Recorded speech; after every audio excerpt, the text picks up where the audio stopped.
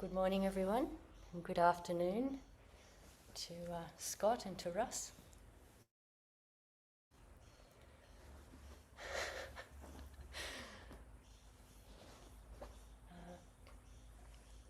One of my favourite ways to be in the world is to start with yes. Start with yes. Not always yes, but start with yes. And one of our Sangha members in California, in her art studio, has a little plaque that says start with yes.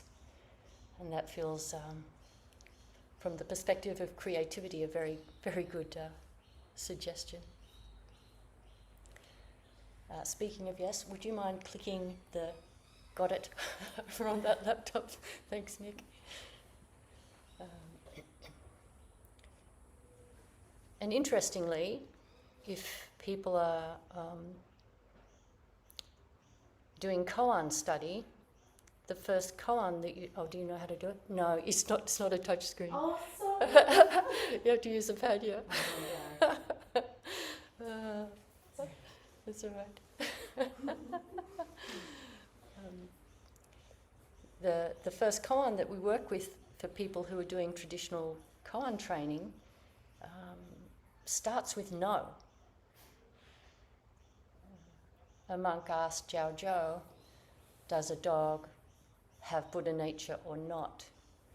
And Jiao Zhou said, mu, which is Japanese for a sort of a no or a has not, a kind of negation. So,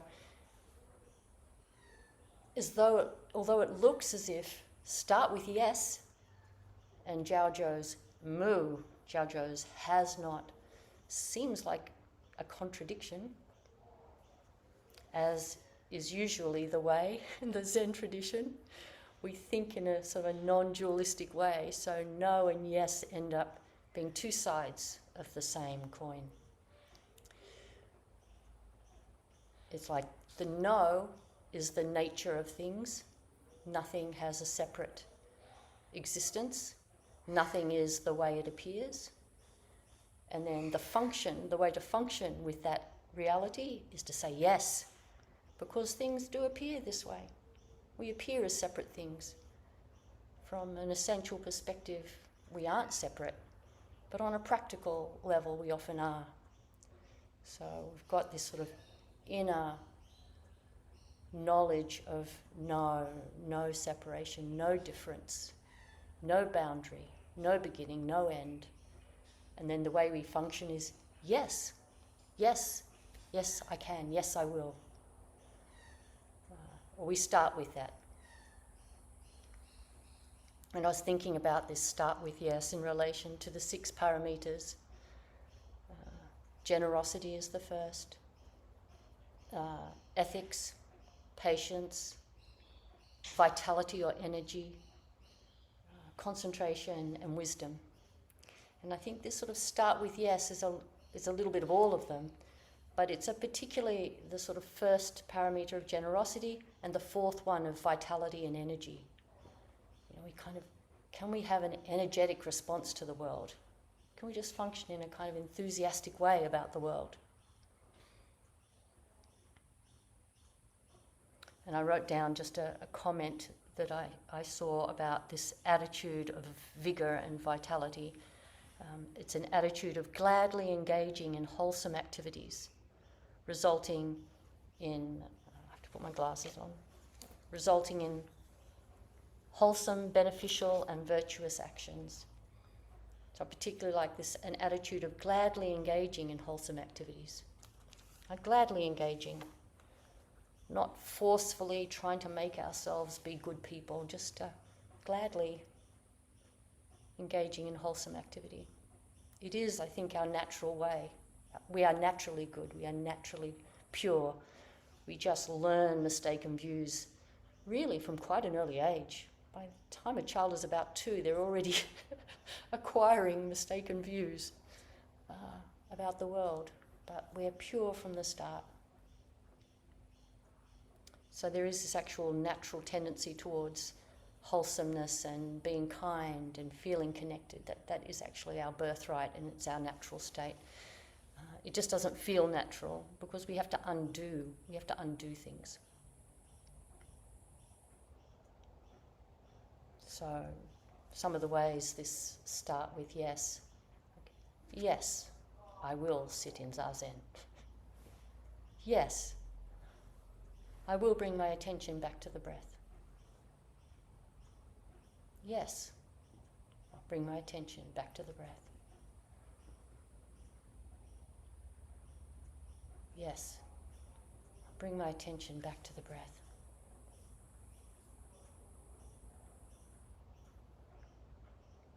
Yes, I will hear the sounds around me.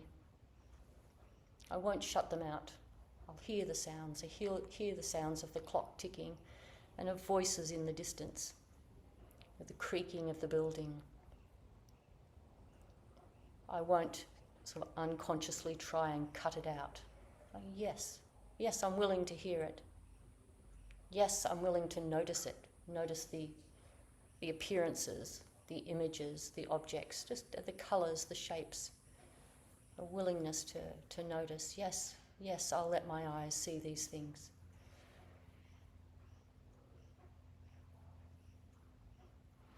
Yes, I'll pay attention in this moment. Pay attention to my surroundings. Pay attention to my footfall, to the sensations in my body.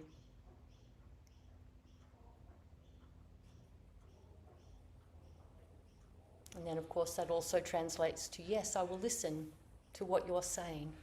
And yes, I will notice your body language.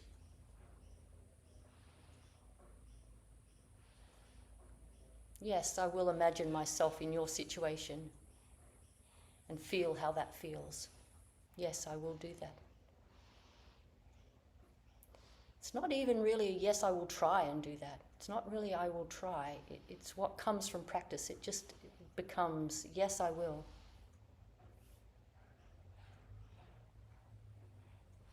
Yes, I will notice my mental habits.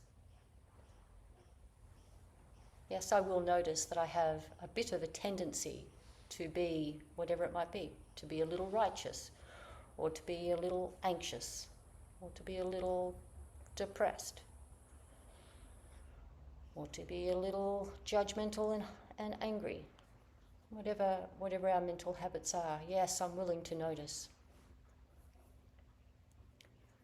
We don't actually even have to say, yes, I'm willing to try and change them. We just have to be willing to notice, like deeply notice.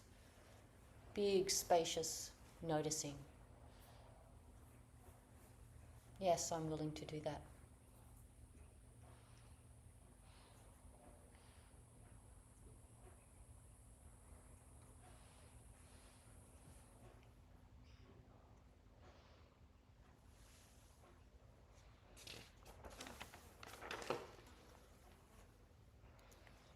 Another way to think of this parameter of vitality and energy is to take responsibility that we are here in this world and that things are arising in front of us, and to maybe not just think, I'll leave it to others, but maybe to think, how can I say yes to this situation? How might I be the one to step in and be helpful here? And we just have to kind of ask that question. We don't have to try and force anything. Just err on the side of saying yes. That's why I like to start with yes. Just err a bit on that side. Sometimes people ask a favour of us. It's a little hard for us to do. Like, kind of a little hard. Maybe we'd kind of prefer not to do it. But often, when someone asks a favour and we say yes, the effort that we have to expend to fulfill that favour for them is often a lot less than the effort they would then have to expend to get that need met somewhere else.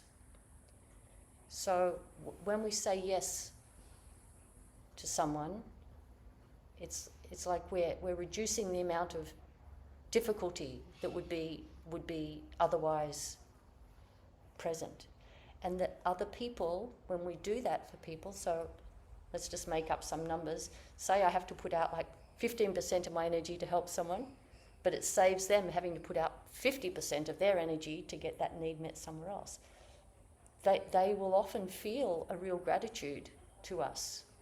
And they'll feel that more like a 50% gratitude, if you know what I mean.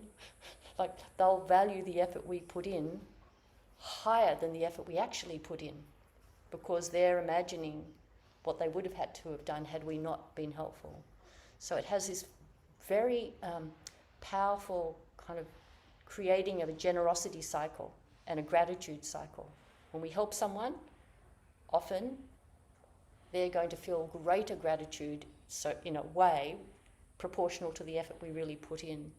And then that helps them actually often feel better about themselves just as a person in the world, because someone valued their need and responded to it.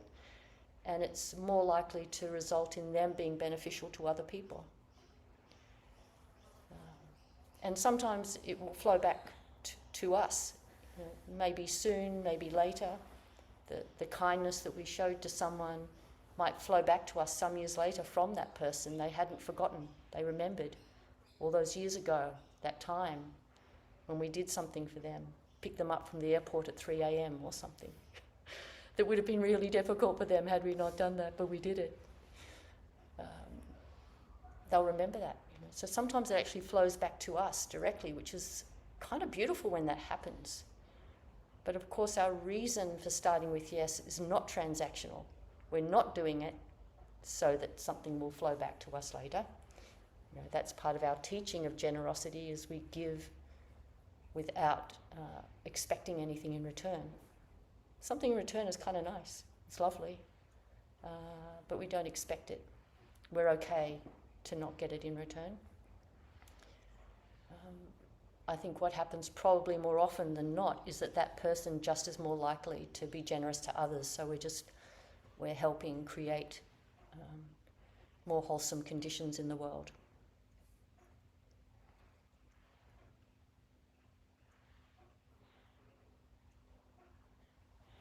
And I think maybe some of us have noticed people who are like this, who have this tendency to be err on the side of saying yes to others. Maybe you've noticed people like that their life seems to flow a little bit better. And that's partly because generosity comes back to them, so their difficulties also get eased. But the feeling inside of us when we function from this kind of yes place, it kind of diminishes our self-concern. We're actually starting to sort of lean more outwards into other people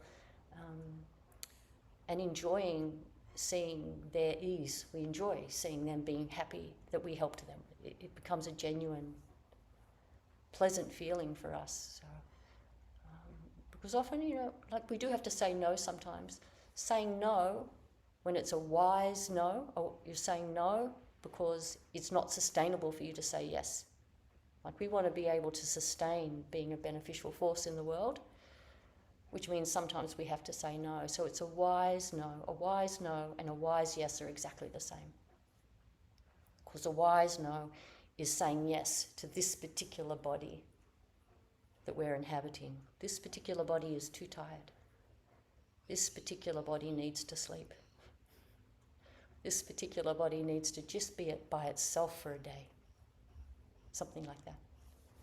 Or this particular body really wants to go and do that thing, so no, I can't help you because I kind of need the upliftingness of whatever that might be, that thing. So when we say no from a wise perspective, it's the same as saying yes. This is where the yes and no, when it comes from a wisdom place, is no different, because there's no separation between anything. So sometimes yes, sometimes no is just responding to the needs.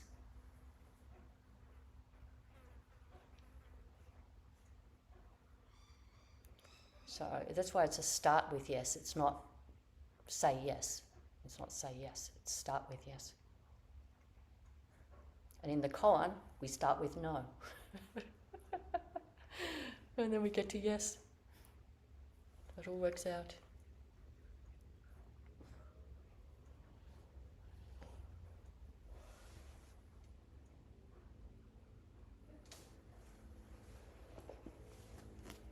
So a couple of koans. It's not that they speak directly to this start with yes, but they've got a flavour in them that I think relates.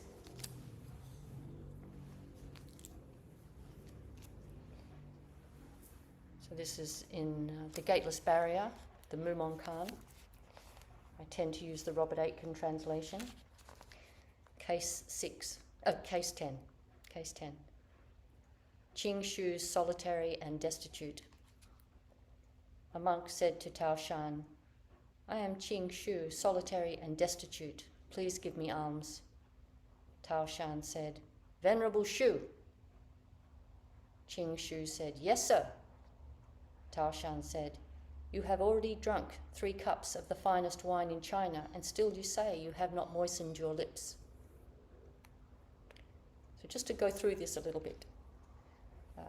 When the monk Qing Shu, solitary and destitute, there's often a point in practice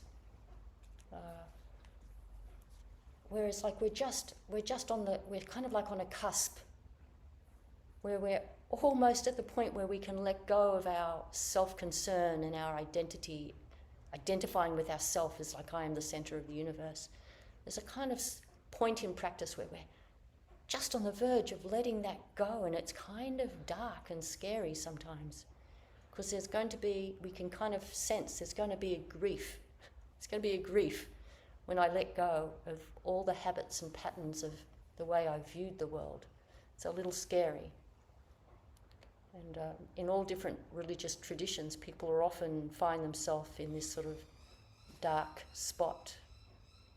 And maybe this is where this monk was. He's kind of right on some kind of cusp of understanding the teachings, of letting go of this conventional way of seeing the world, of I am here and you are there, and I have to do things to be a valuable person in the world, because deep down I feel like I'm not worthy, that sort of thing.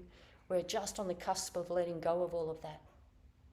It's a precarious moment. People often are like that for a day or two. There's this place, particularly in Sesshin, it will happen for people.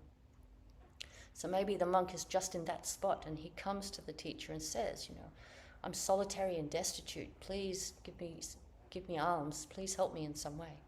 And the teacher just calls his name, Venerable Shu. And he responds, yes, spontaneously. And this is where I kind of feel like it comes in with this, just start with yes. He didn't try and say yes. He just suddenly said, yes, sir. He just said, yes, sir. And then the teacher says, you've already had 3 cups of the finest wine in China. Why do you say you have not moistened your lips? You already are Buddha nature. You already are completely fine. Why do you think otherwise? Why would you think otherwise? And in that moment, he suddenly feels the truth of that. So his spontaneous yes actually was the moment that was able to allow him to see his true nature. So I love this koan, the way he, without trying, says, yes, sir, and it turns out to be the perfect right moment for him. So we never know when we're going to have a kind of breakthrough realization about the nature of things. We never know. No one can create and make that. You can just try and create good conditions for that accident, but you can't make it happen. So just leaning into saying yes in general, lots of little yeses in general, you never know which one of those yeses is going to crack you open. Or crack somebody else open.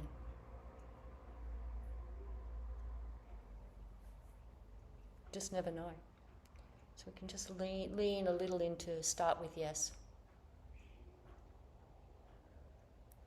And we and others will benefit from that, starting with yes.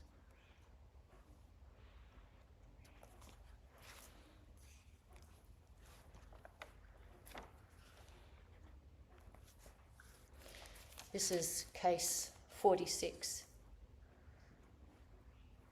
Xishuang stepped from the top of the pole. The priest Xishuang said, how do you step from the top of 100-foot pole?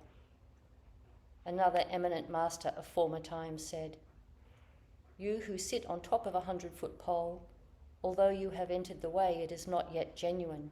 Take a step from the top of the pole, and the worlds of the 10 directions are your total body.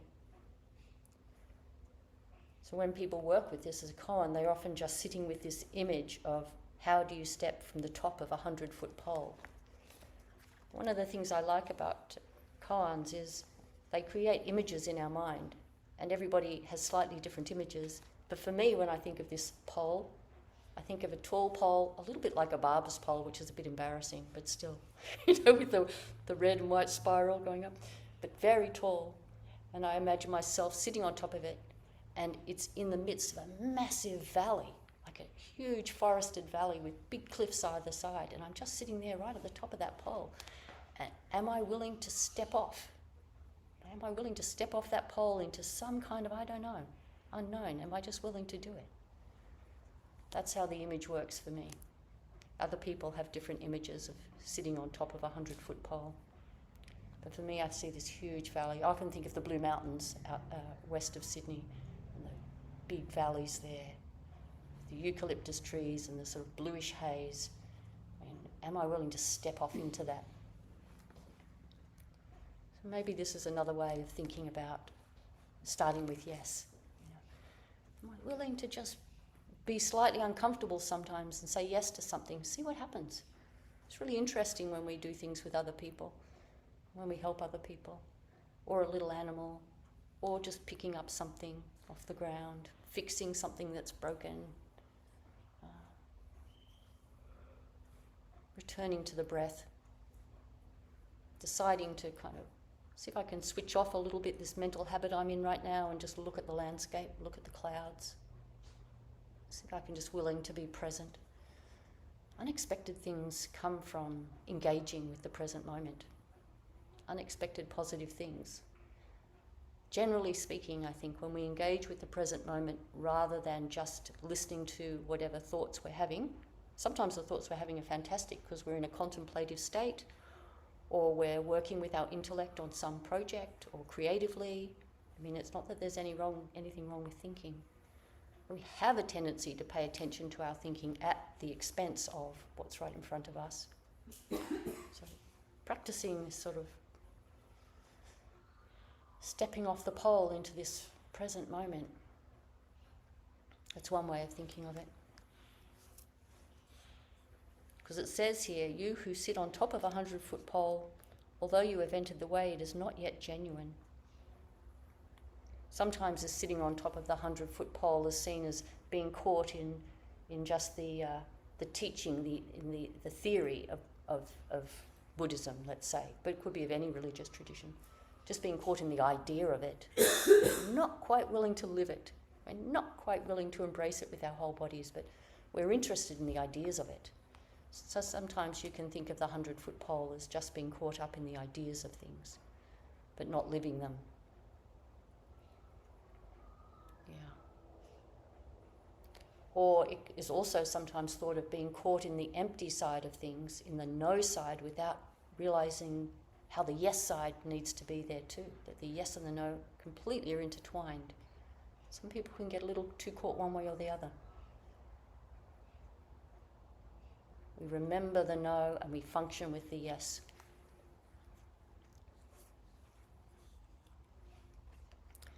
So then it says, take a step from the top of the pole and the worlds of the 10 directions are your total body. So we step off, and in my imaging, in my head, I am this Blue Mountains valley. I am the trees and the cliffs and the clouds and the sky. I am the river that carved the valley that's running between the mountains. I am the whole body of the world. But we have to step off. And that stepping off is not just once, it's a regular stepping off into a certain kind of groundlessness, a certain kind of unknown. Saying yes often results in unknown things because we're saying yes to something and we're going to step into it and we don't know what the outcome will be. So it's a stepping into groundlessness when we say yes. And one more koan. This is case 36. Wutsu meeting someone attained in the Tao. Wutsu said, when you meet someone attained in the Tao on the road, do not make your greetings with words or silence. How will you make your greeting? So when you meet someone attained in the Tao on the road, and we could say everybody, really, everybody is an expression of Buddha nature, whether they realize it or not. So you could say everybody has attained the way of the Tao. It might not look like it. Maybe they're not functioning from it all the time. But it's a nice way to think of everybody. They might have just temporarily forgotten the Tao, forgotten the way. So when you meet someone, and another thing on this point, I like sometimes to imagine that Sakyamuni Buddha has come back in a disguise, and wouldn't I feel kind of mortified if I went like, haven't got enough time for you right now. Too busy right now. I'd be a little embarrassed later. Oh my God, that was Sakyamuni Buddha. Jeez, I feel terrible. It's just a nice way to think about it, you know. A fly lands on your papers, you know, like, can you just respectfully shoo it away rather than just like, get out of the way. Can we Sakyamuni Buddha, not right now. Shh, shh, shh. I'm busy. Can we do it like that with a little bit of respect? And the more obvious ways too, when we go to the supermarket and there's someone sitting out the front asking for money, can we just pause enough to give them a little bit of money and say, hello, sir, hello, madam. But sometimes, you know, I have had a few times when I've been with my 3 grandchildren on a hot day and they're complaining and I've got a shopping cart and I just can't find the strength to stop. Get out my wallet and get some money out. I just, every now and then, not very often, every now and then I just can't. And that's the kind of no that we have to sort of say, okay, that this yes includes yes to my well-being as well. And so sometimes it looks like a no. So then I just have to be humble and go, you know, I just have limited energy today. I just can't seem to do it today. And that's okay. You know, just important that we notice what our choices are. I'm making this choice. Even though I have a lot more funds and my life is way more easier than this person, I still, in this moment, for all the complex reasons of my life, am just not going to get some money out. But most of the time I will. But just this time I can't seem to quite do it, you know. So, yeah.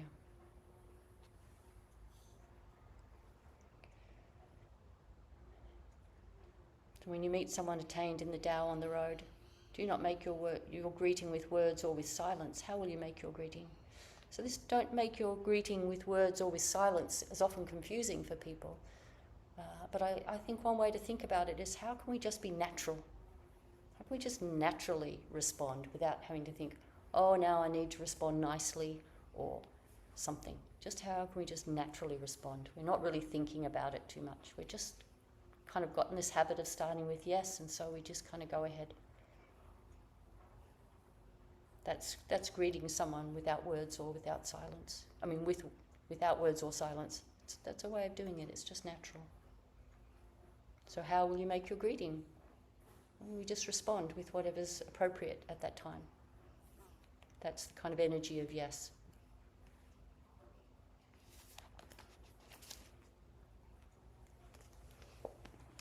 So I'll stop there and see if anybody would like to ask a question, either here in the Zendo or online. And I'm glad we've got the 2 laptops today so we can all see each other. Or, well, maybe people on Zoom can't quite see everyone in the Zendo, but there's 5 of us here. Yeah. So, anybody like to ask a question or make a comment?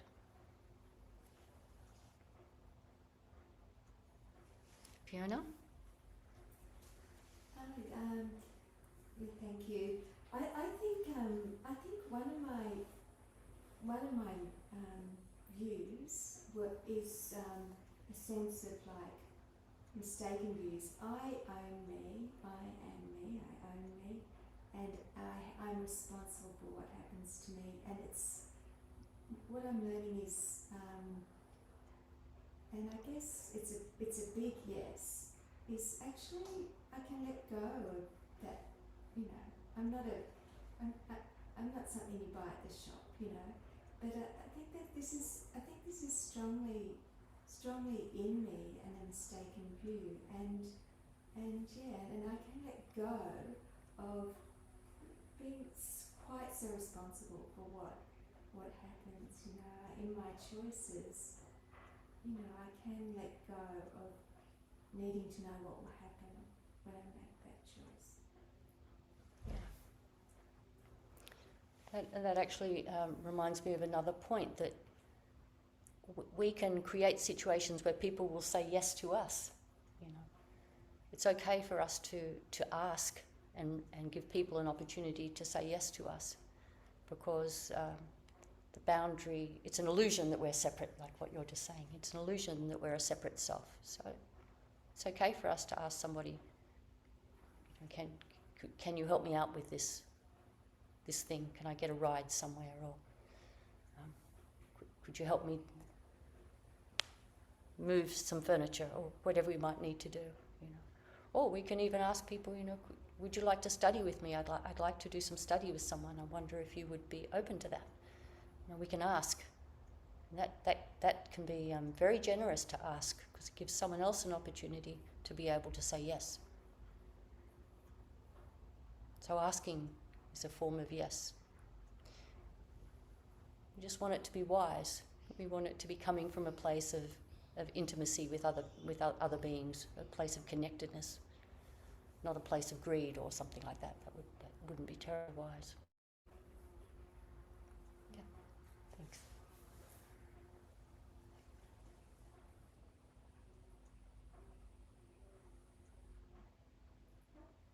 Archer? I was just thinking about what you said about the dogs not being very Buddhist. Is that what you said? The dogs don't have Buddha nature? Yeah. Well, that's like how the koan goes. A monk asks the teacher, does a dog have Buddha nature? And the teacher says no. But because we know that the Buddha taught that everybody has Buddha nature, all people, all animals, everything, even the teeniest, weeniest thing, little creature, then we know that Jiao Zhou couldn't have meant that they don't have Buddha nature. So the thing for us to examine is, like, why would he say no? That's the kind of thing for us to explore. And one thing, you know, sometimes people explore with that is, what do I think a dog is? Do I think of a dog as a total separate entity? What do I think of a dog as being? So we can kind of examine that. And sometimes it's thought too that the monk is sort of saying, because dogs at that time maybe were considered, like in China, maybe at that time were considered a little bit like, not like pets, more like animals that maybe a bit wild and maybe have diseases, maybe in a negative way. So maybe the monk on a subtle level is saying, do I have Buddha nature? Like, could even me, with all my bad habits, could it be true that I have Buddha nature? So it could be like the monk is sort of asking that. And then the teacher says no. And then that gives him work to do. Then he's got to go like, but you're meant to say yes, aren't you meant to say yes? The teacher says no. So a lot of the way koans work is they're putting it back on you to do the work, for you to examine and explore what that means, because we obviously, dogs do have Buddha nature, definitely, as do cockroaches and mice and snakes, panda bears, the whole works. It's all Buddha nature. So then we have to work out what that no is about. Yeah. Thank you for asking, Archer.